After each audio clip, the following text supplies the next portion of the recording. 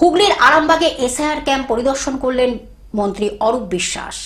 গতকাল এই পরিদর্শনে উপস্থিত ছিলেন মন্ত্রী অরূপ বিশ্বাস, আরামবাগের সাংসদ মিতালি বাগ, ধনিয়াখালীর বিধায়িকা অসীমা পাত্র সহ অন্যান্য জন প্রতিনিধিগণ। কেন্দ্র সরকার রাজ্য সরকারের বিরুদ্ধে বিভিন্ন ষড়যন্ত্র এবং ভোটার কার্ড বাতিলের বিরুদ্ধে সাধারণ মানুষের স্বার্থে বিরোধী ও এই একই কথা বললেন মন্ত্রী অরূপ বিশ্বাস।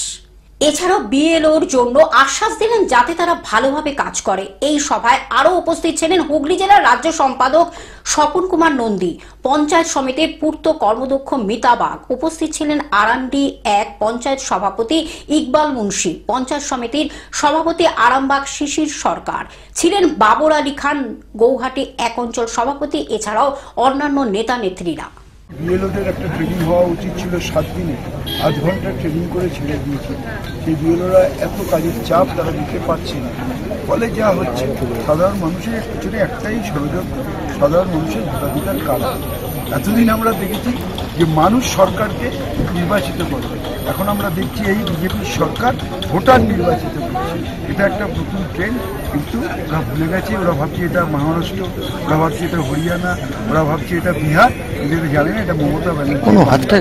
একটা ভোটারেরও নাম বাদ দিলে তার জন্য আমরা জীবন দিয়ে লড়াই।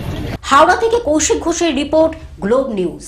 এখন থেকে গ্লোব টিভি দেখুন আপনার স্মার্টফোনেও। গুগল প্লে স্টোর অথবা অ্যাপল স্টোর থেকে ডাউনলোড করুন গ্লোব টিভি লাইভ অ্যাপ। এছাড়া জিও টিভি অ্যাপ থেকে দেখুন গ্লোব টিভি লাইভ।